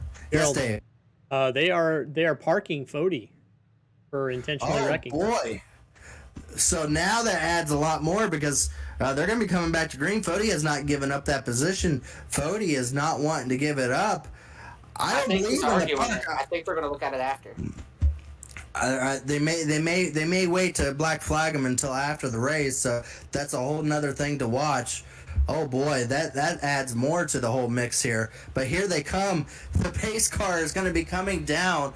The arguments are not done on the microphone for the drivers, and the green is about to go out. But hold on to that yellow flag, man, as the green flag is out for now. The racing is back underway. Leighton Norgard gets out to a really good start here. He may have just done enough to make sure that he is out of all of the carnage that's about to ensue as he gets out to about a 5-truck lead. The 05, the Huck machine. Oh, contact further back. Oh, he made contact with the outside wall as they are still going up front here. Cutlip able to get around. Corey Abbott is now going to try to see if he can track down a Leighton Norgard here. Fody has just been battling with Chad Frankenfield. I think Frankenfield may have the run outside on the high side there. Oh, Fody cuts him off there, going down the front straightaway. So now Fody finds himself in the 4th position as here comes the 2 of McCorkle. So I think that far, damage on Fody is going to be hurting him. I think so too. I think the damage on Fody and Chad Frankenfield is hurting both of those drivers from being able to work their way up there. It's actually spaced out quite a bit here, and that's surprising. I was expecting it to be very, very tough, close competition, but they've all single filed out pretty well here. As here they come to 9 laps to go. But the battle for the lead is not going to be over. We criticized Cutlip's strategy, but he's not got any damage, and he's got a good chance here to run down a Leighton Norgard to try to see if he can get the victory over the field here. Yeah, that strategy I don't think was going to work for the 11 if it stayed green, but the caution fell. Here he is, and he was, the contact happened in front of him between those 2 trucks, and all of a sudden, we're sitting here looking at the 12 and the 11, the 21. Those are the players here. I just don't know if Fody with all the damage. Chad's got damage. I think the 2's better than both of them. Just how aggressive is he going to be? Yeah, absolutely. But I've said it earlier in the race. The 12 has just been very quiet, running up front. He's been running up front for a lot of these races here. And he's just, again, put his position. He had good strategy. Cautions came out in the right place for him, and now he's leading this event. As you see a side-by-side battle here for the 5th position. McCorkle trying to get around Chad Frankenfield. He's going to have to hurry up and make that pass made here before Key gets to the back bumper of him. And it looks like Fody will appeal the caution with a 90. So they will allow him to finish out this event. It will be decided way after the race if that's going to be something that they end up disqualifying him for. But looks like the 12 is still out front, has been keeping a decent gap between him and the 11. Ooh, the 11 getting a little bit sideways, trying to put the throttle down to catch the 12. But they have been right around 0.3 of a second gap between the 2 for the last few laps here. Do you think he has anything for him? 24 is flying through the air. Something happened, he flew backwards. No caution yet. No caution. 24 is towed. There won't be. Yeah, he towed it. I'm not sure what happened. Was in that as well. Incredible that there's no caution for this. 24 just tried to become Well, he left the track. an airliner here. Oh boy, yeah, Sam Batwell absolutely destroyed the inside wall too. His night might be done as well, but 24 absolutely will not be finishing this event after he went flipping through the field. And up front here, it looks like a Leighton Orgard's actually putting a gap between him and the 11 truck. So we may have a first-time elite winner here of a Leighton Orgard. Yeah, and I think part of that is where's the 11 been really good tonight? The 11 has been really good on the long run, and this is a little short. You know, it was like 12 laps, 11 laps when they got the green. So he needs more laps than what he's got, but he needed the caution to have a shot. So this works out well for the 12. What a great pit call, a short pit here, and, you know, maybe 4 laps away from a first win. Yeah, good call for all three of our front-running drivers here. Leighton Orgard, Cutlip, and Corey Abbott. All those 3 drivers having a really strong run for the majority of this race here, and all 3 of them are up front here as the laps are counting down. 3 laps to go for the 12, and I can only imagine for that driver, it's got to be nerve-wracking. He's going to hope that there's no more cautions. That's the last thing he wants to see is a caution to allow these drivers to either come down pit road or stack back up. He only has a few more laps to be able to try to accomplish this victory. Yeah, you can't see that white flag soon enough is where he's at. You know, he just needs to see the white. He doesn't want to see a caution, because if caution comes out, I kind of think everybody's going to have to pit again, I think. Everybody's got plenty of tires laying. We've went, 10 laps. New tires are definitely going to be important, and we're going to want them.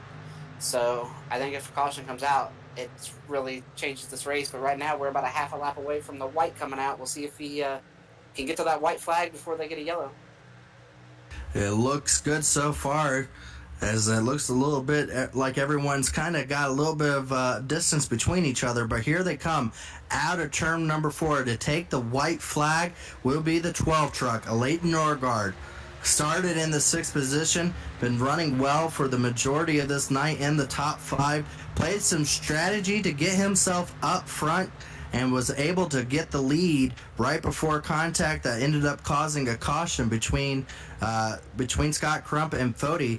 But that all played out to the 12 truck's hand, as here he comes going into turns 3 and 4, down into turns 4 now.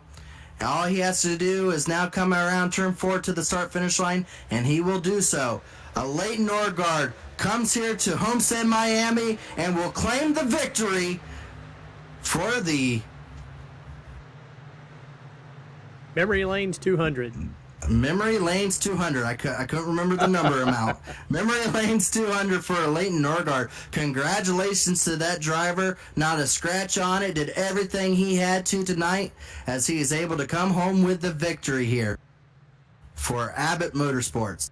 So that'd be an Abbott 1-3 finish. So good job for that team. As you see, a little congratulatory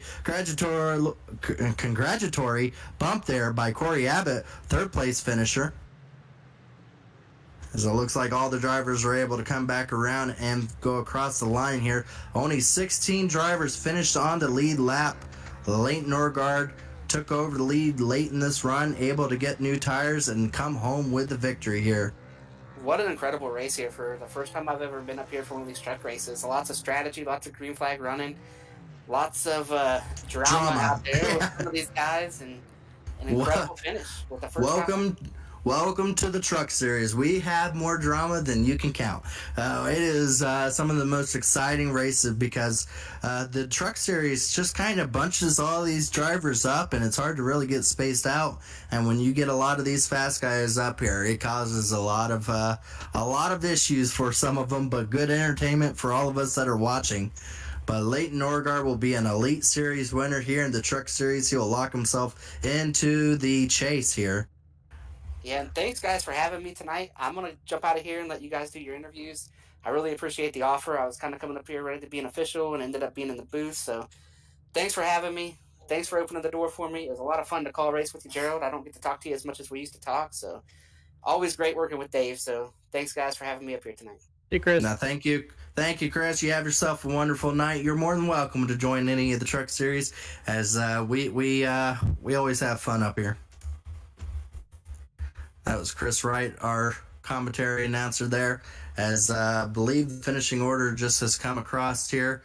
A lot of drivers are yelling at each other, as you can believe, on the racetrack here. But we'll give it over to Dave here to give us the race running order. Get it to come up here. There we go.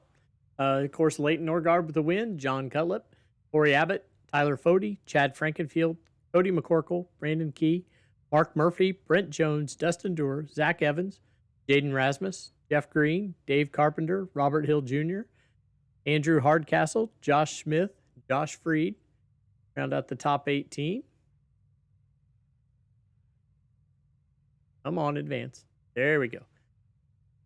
And then we go Michael Klein, Justin Wadsworth, Ethan Burrell, Casey Hatch, Scott Crump, Sam Batwell, Michael Hosack, and Harrison Talon finished.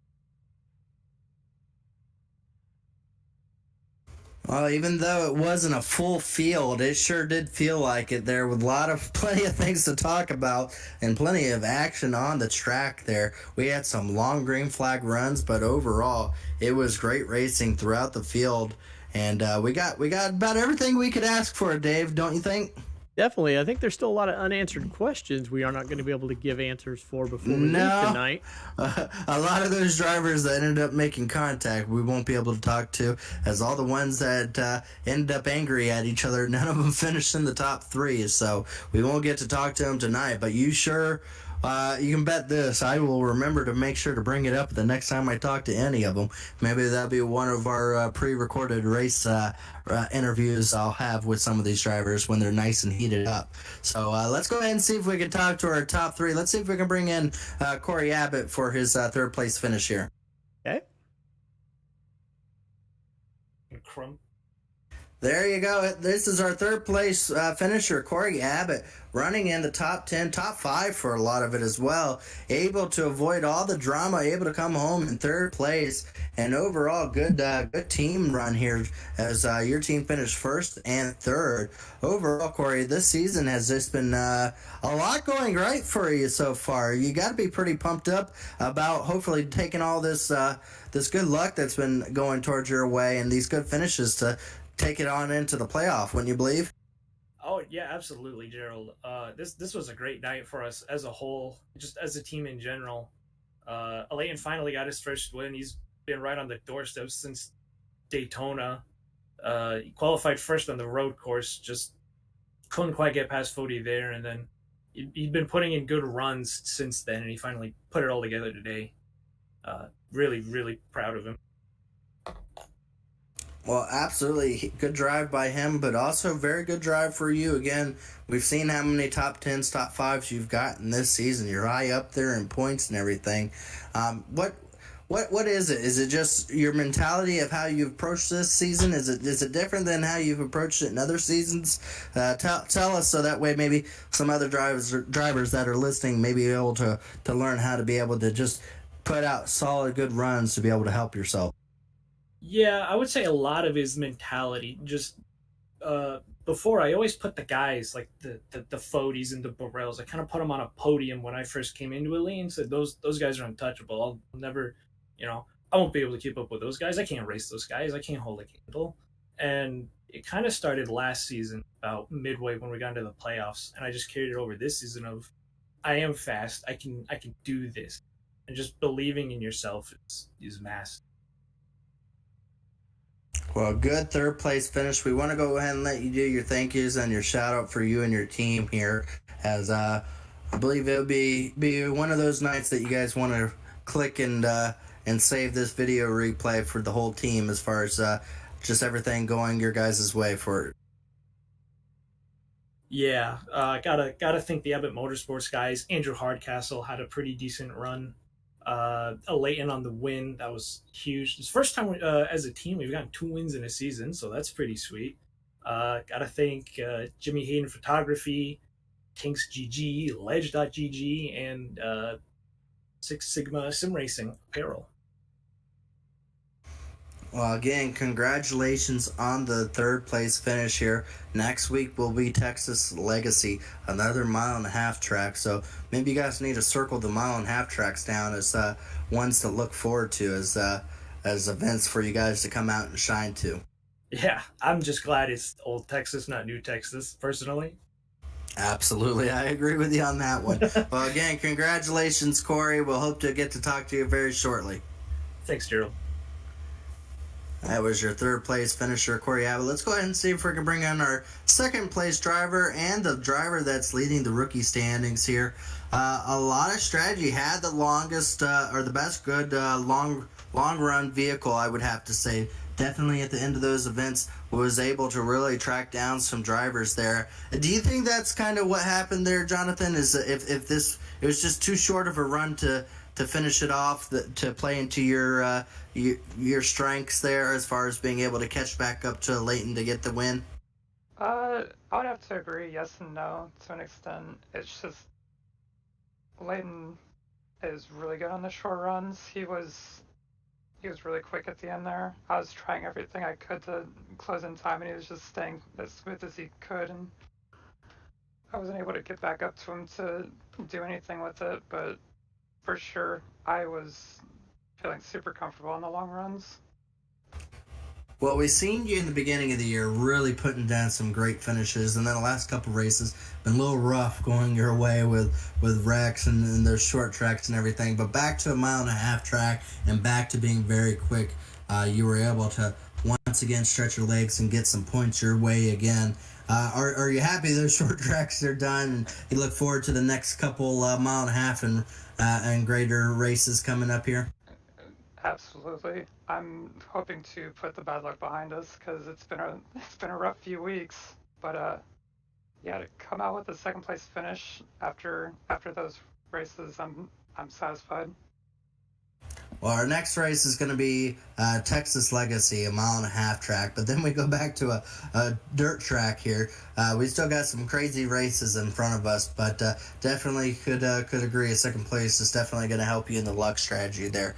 But want to go ahead and give it back over to you for your thank yous and shout outs, because even in the truck series here, like you've had in another series, are difficult to even get. So we want to go ahead and let you do your thank yous and the shout outs to all those that help you get here. I would like to thank you and Elite, and thank you for putting this together. It's been super fun to run so far this season. Pro Edge for picking me up and all my teammates over there. Pro Edge and Fueled Up. Yeah, it's been a blast so far. Hopefully I get to talk to you guys again soon. Hopefully one spot better. Absolutely. Well, again, congratulations on second. Next week, you'll just have to gain one more position to be able to get that victory for this season. But overall, good run there as you continue to extend out your rookie points lead as well. So congratulations. Thank you. That was our second place finisher there, Jonathan Cutlip. Let's go ahead and bring in our winner for tonight, able to avoid all the carnage and the anger from all the drivers that were running up front. Strategy got you up there, and ultimately that caution kind of set it up to being a short run, which Jonathan Cutlip alluded to was probably your strong suit, as you took off from the field there and able to get the victory by over half a second late in this event. So, overall, is it just kind of all played out exactly as you had hoped for, Leighton? Pretty much, yeah. After that first run, where I was able to keep up with Scott and Tyler, but I couldn't catch them. I knew that I had to do something, so I just gambled on the undercut. Saw how that played out on the second run. They gained a lot of ground and got me a little bit, but then on that second one, my only real hope was getting a caution, and it came at just about the perfect time, and then I was just able to bang out 10 or 12 quality laps basically. Well, overall, I mean, fantastic victory. No matter how you got it done, you had speed, you had strength, and ultimately you had the strategy to be able to do it there. Do you think if that caution didn't come out, you saw them, they were only about maybe 2 seconds back from you. Do you think it was going to be a tough battle to hold them off at the end if their contact didn't occur? I don't think there was going to be too much I could do. My tires were 8 or 9 laps older, and that's almost a half second difference here. So they were going to be able to just fly past me. So if it ran much longer, it was going to be pretty sketchy. So like I said, that caution came at the perfect time. Well, absolutely. Well, we've seen you have strong runs at the road course. We've seen you up front for a lot of the events, but tonight you got it done. You got your team a victory here, and you got yourself locked into the chase here on a 1.5 miles at a good track here, 1.5 miles at Homestead Miami. Overall, congratulations on the victory. Any Elite Series victory is hard to come by and something to be excited about and praised over. So congratulations tonight. We want to go ahead and let you do your thank yous and shout outs for all the help that gets you put into these events and gets you grounded to these races and allows you to be able to go out here and compete for a victory. Yeah, I just want to thank teammates at Abbott Motorsports, Corey and Andrew Hardcastle. They've been great to run with these past couple of seasons. And you guys for doing this cast. And, of course, Chad and the whole admin crew for running the league. Well, again, congratulations on the victory. We go to another 1.5 miles, so you have a chance to back it up as we go to Texas Legacy on March 26th there. And we hope that we'll get to see you again. Yeah, thanks. Hopefully I can repeat it there. See how it goes. All right. Well, congratulations, Leighton. And again, congratulations on tonight's hard-fought victory. Thanks. Well, that was our victor there, Leighton Norgard. Overall, Dave, I got to say, the night had everything I wanted. It had drama. We had long green flag runs. We had some beating and banging. We had a short run to set it up at the end there with drivers just going as hard as they possibly could. Tonight, Leighton Norgard was able to get that victory that he missed out for a few races this season with coming up short, but tonight he was able to put it all together. So good run by him to be able to get it done here. I believe we got a driver in here. Just make sure there's no cussing. Scott Crump in here. Scott, I didn't mean to put you up in here. I don't know if you joined us or anything, but without cussing. How was not exactly how tonight wanted to play out for you, was it, Scott? No, definitely not. What? Give us a rundown. What may have happened there between? Let's start at the beginning. Let's see what happened here at the beginning. What happened between you and Ethan Burrell? Was it just in your mind, just kind of a racing deal, hard racing, and maybe a little bit of net code, or what was in your mind? What happened there at the beginning with you and Ethan Burrell that led to you and him having some disagreements on the track later in the race, and then we'll get to Fody. Yeah, I went down low, make the pass, and I rode the white line. I don't know why. He just wanted to pinch me. And then netcode happened, and he went up the track, hit the wall. I don't know why he was mad at me. He was one pinching, and it was all netcode. So it was like a foot of netcode right there. And once he touched me, it sent me into him, and he went flying to the outside wall. And then he just kept on purposely slowing me up on purpose. Cost me about 2-3 seconds, where I would have been way out front of Fody. So overall, that kind of probably set this up between what happened with you and Fody there. If that didn't happen, like you stated, you had the speed, especially on the long run. You looked like you had spaced yourself out just a little bit there. But then ultimately it came down between you and Fody. And did he describe what happened there?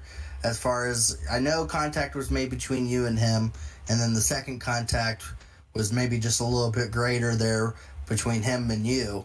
Did he give any? We didn't actually hear it over the broadcast here, but did he give you any explanation as to why that was done? I guess because I bumped him going into 3. I mean, I had a big run down the backstretch, and I made a move to the inside, and he seen me trying to make the move, so he blocked me down the track and blocked me to the apron. I hit the apron a little bit, came back up and touched him. He saved it, kept going, and I don't know. The next time he got to me, he just decided full throttle it and wrecked me. Man. Well, again, I mean, so far this season has not really gone your way, but you still have a lot of points to your name. I don't think you're worried about making the playoffs. You're pretty solid there with all the stage points going your way. that you're pretty clear of it being eliminated from the regular season here, but ultimately wins like that kind of hurt the playoff run there. Do you think that's something that you remember going forward as far as kind of how to race maybe some of these guys at the end of it? Yeah, it's definitely going to be in the back of my mind the rest of the season here on out. So, I mean, that was totally uncalled for what Ethan was doing.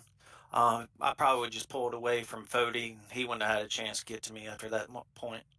So, and then it made me pit early because I was scared of what Ethan was going to do. So I just pit it, just get out of the way from him. And then I knew I was going to split the last pit stop in half or whatever. And Fody pit lap right after me and jumped me just a little bit. I was a little slow getting on the entry, just being safe and all. I wasn't expecting him to pit a lap behind me. I was going to expect him to go a little bit longer, but he didn't. Yeah, and we came out together, and it was just a good, hard battle. And I don't know. I guess he didn't like where I bumped him, but I guess he just decided to wreck me. 3 wins wasn't enough for him this year. He wanted more, so. Well, next week is going to be at Texas Legacy. It's going to be 2 days after my birthday. Will you make sure to make it a really, really good race for me? Yeah, I should be out battling for the win at Texas. I like Texas. Pretty good track. So we'll see how it goes. All right, I hope so. That's what I want for my birthday from you, Scott. Make it a really good race for me that everyone will remember for. All righty? All right, sounds good. All right. Well, we appreciate you, Scott, and we appreciate all the excitement that you bring and all the other competitors. I know it's a tough night, but overall, tonight will be forgotten with a victory going your way eventually here, which is soon to come, I'm sure. Absolutely. Yeah, it definitely should have been a win tonight, but we'll see if we can get one. Definitely had the best truck tonight. Just people kept it from happening. All right. Well, get some rest, Scott, and we'll see you again next week. And I'm sure Dave and some of the other broadcasters will probably be talking to you in some of these other races later on this week as well. All right, thank you. That's Scott Crump. Yeah. Oh, okay. And now we've got. Equal Are you time. bringing these people in, Dave? No, but if we're going to have them, we're going to have equal time, so. right? Fody, you got us? Yeah, I got you. Okay, I don't know if you were brought in or if you came in, but it doesn't matter. Hey, Fody, we just heard from Scott Crump here. So obviously a lot of anger being thrown out there, and we've kind of seen that this season, just a lot of pushing and banging for the front of this field. And tonight, it kind of cost everyone. I don't think anyone was really the gainer from tonight from all the beating and banging. What exactly, from your point of view, ended up happening there at the end? We heard from Scott Crump his thoughts, but we want to hear from you as far as how that finishing melee, I guess you would say, all occurred in your point. Yeah, I mean, it was fine. We were running a pretty good race. Caught up to Crump on the long run. He pit. We went 1 lap longer. Got the jump, and we're looking pretty good. He was kind of hanging with us there, and then it must have been like 20-something laps to go. He just dove into turn 3 late, and I mean, was all the way, clipped the apron and everything. It was so late. He was trying to get in there. Hit the left rear and got us all out of shape, which was pretty uncalled for, especially from him after taking Ethan out on the second lap.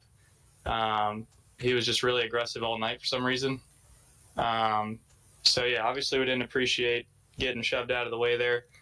And yeah, we caught back up to him and we're just driving back into the corner. And on my end, I don't know how the broadcast looked, but there was a decent amount of net code between our 2 cars, which he was saying I just drove in and wrecked him. But now we were just driving back in on the bottom, trying to establish position, and netcode got us, shoved us up into him, and took him out, unfortunately.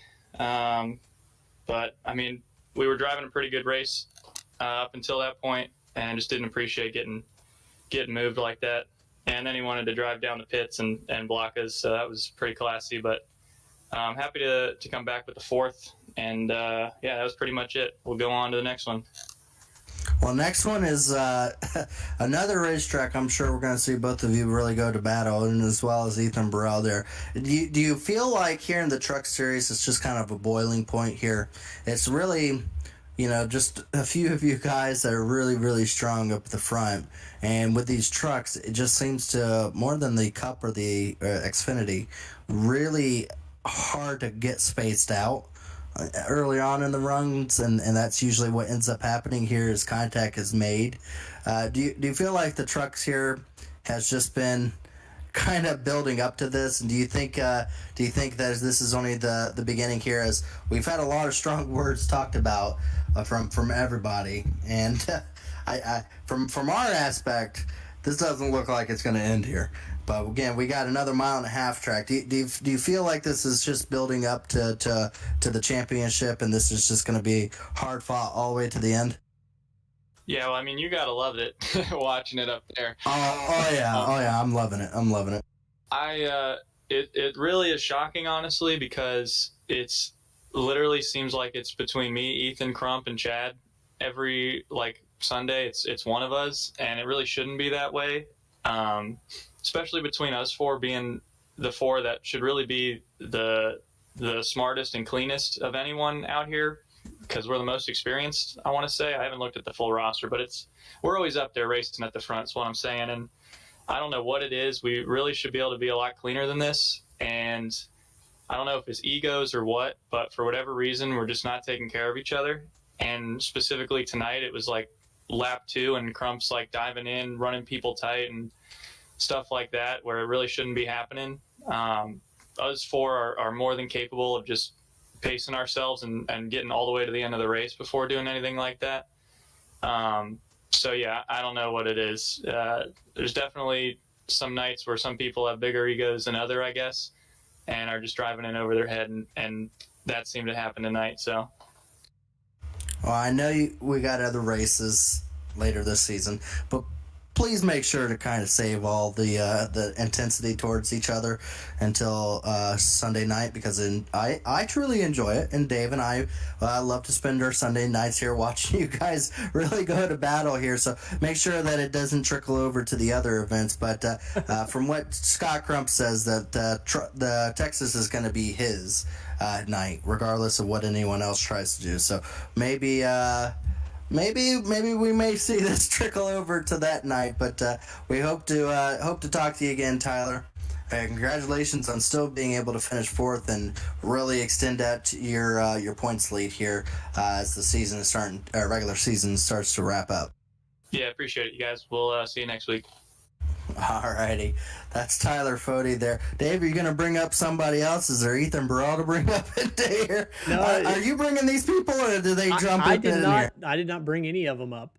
Okay, Scott showed up in the broadcast room, and then Fody showed up in the waiting room. So I thought as long as he's in the waiting room, he's fair game. Oh boy, yeah. I think Ethan's off playing NBA 2K23 is what Discord tells me. So I think he's moved on. I think he did that after lap 2. He was probably doing side-by-side while he was racing there. But overall, well, that was some late drama. I hope some people tuned back in, and we did get an uptick of viewers there watching the end of that. So hopefully everyone got a kick out of that. Maybe go back and rewatch some of that all play out between some of the drivers. I don't think it's done here, Dave. I hope it's not done here. It's fun. Texas, yeah, it's fun for us. I'm sure they're loving it too on the inside.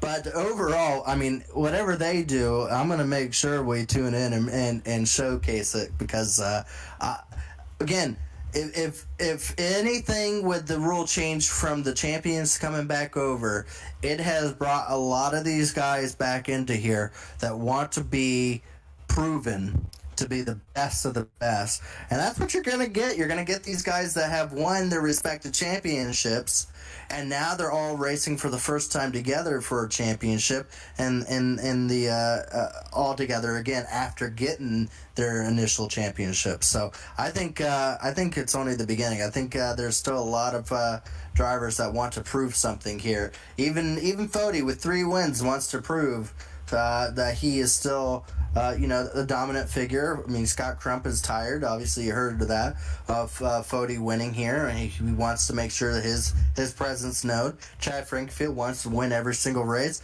and Ethan Burrell wants to go out there and win these races as well, since it's the only elite event that he can be able to show up to. So all 4 of those drivers, when they come to an event and their only goal is to win, and it doesn't matter what happens, is going to provide amazing racing for the rest of us. So, again, you're not going to want to miss it. This soap opera, this drama will continue. It will be on the 26th, 2 days after my birthday. So I'm. This is kind of like I kind of was asking. I don't know if you heard that, Dave. I was kind of begging on it. I'm like, come on. It's my birthday gift. Give me.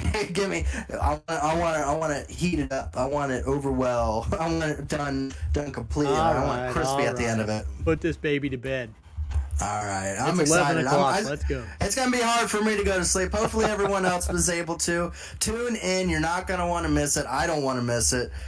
For Truck Legacy at Texas there. So we do appreciate everyone for viewing in tonight. We appreciate all our drivers, and again, we'll see you again next time.